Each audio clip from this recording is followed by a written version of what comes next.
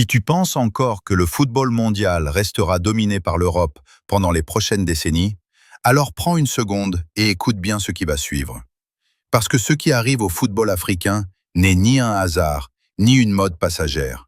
C'est une transformation profonde, silencieuse, mais extrêmement puissante, et beaucoup de gens ne la voient pas encore venir. Pendant des années, l'Afrique a été considérée comme un simple vivier de talents.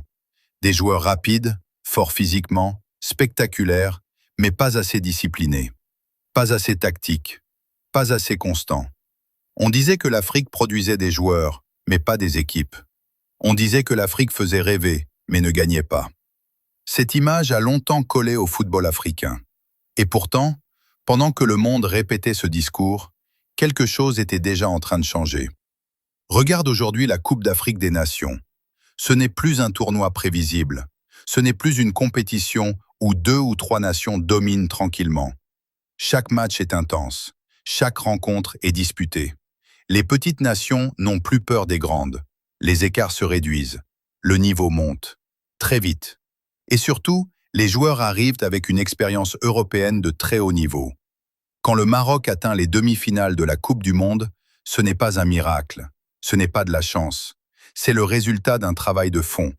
Quand le Sénégal remporte la CAN avec autorité, ce n'est pas un exploit isolé.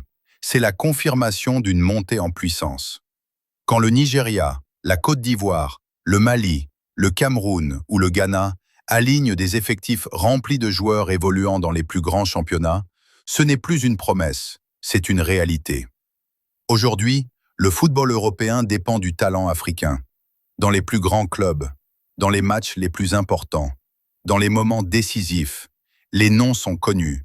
Sadio Mané, Mohamed Salah, Victor Osimhen, Achraf Hakimi, des joueurs qui ne sont pas là pour compléter un effectif, mais pour le porter. Des joueurs qui marquent, qui décident, qui dirigent, des leaders, des patrons. Les grands clubs ne recrutent plus en Afrique comme avant. Ils n'achètent plus un potentiel à polir. Ils achètent de la performance immédiate. Ils achètent des joueurs prêts, matures, responsables et surtout affamés de succès. Cette faim, cette rage, cette détermination, c'est l'une des plus grandes forces du football africain. Et c'est précisément ce qui inquiète. Parce que le vrai danger pour le football mondial, ce n'est pas seulement le talent africain. Le vrai danger, c'est la mentalité. Des joueurs qui ont grandi dans des contextes difficiles. Des joueurs qui savent ce que perdre signifie. Des joueurs qui n'ont pas droit à l'erreur. Pour eux, le football n'est pas un confort. C'est une opportunité, une responsabilité, parfois même une mission. Ajoute à cela l'évolution des structures, des académies modernes, des centres de formation mieux organisés, des entraîneurs de plus en plus qualifiés, des préparateurs physiques, des analystes vidéo, des staffs professionnels.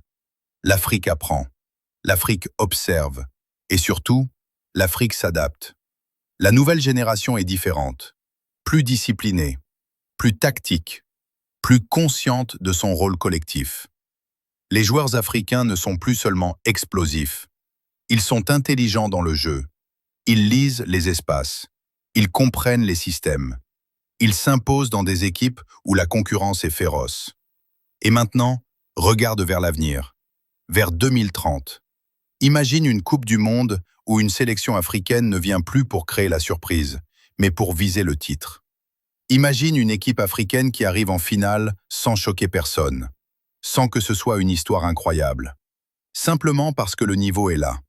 Ce scénario n'est plus un rêve lointain. Il est crédible. Il est logique. Les générations montantes arrivent sans complexe. Elles ont grandi en regardant leurs aînés gagner en Europe. Elles ont grandi avec la certitude que tout est possible. Elles n'entrent plus sur le terrain avec le respect excessif de l'adversaire. Elles entrent pour imposer leur jeu. Le monde du football est en train de changer. Lentement, mais sûrement. Et beaucoup de gens ne sont pas prêts à l'accepter. Parce que cela remet en question des décennies de domination. Parce que cela oblige à reconnaître que l'équilibre des forces évolue. L'Afrique n'est plus le football de demain. L'Afrique est le football d'aujourd'hui. Et ceux qui continuent de regarder de haut risquent d'être surpris. Très bientôt.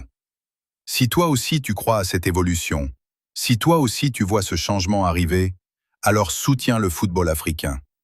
Like cette vidéo, abonne-toi à FootX, partage ce message et dis-moi en commentaire quel pays africain sera le premier à gagner la Coupe du Monde.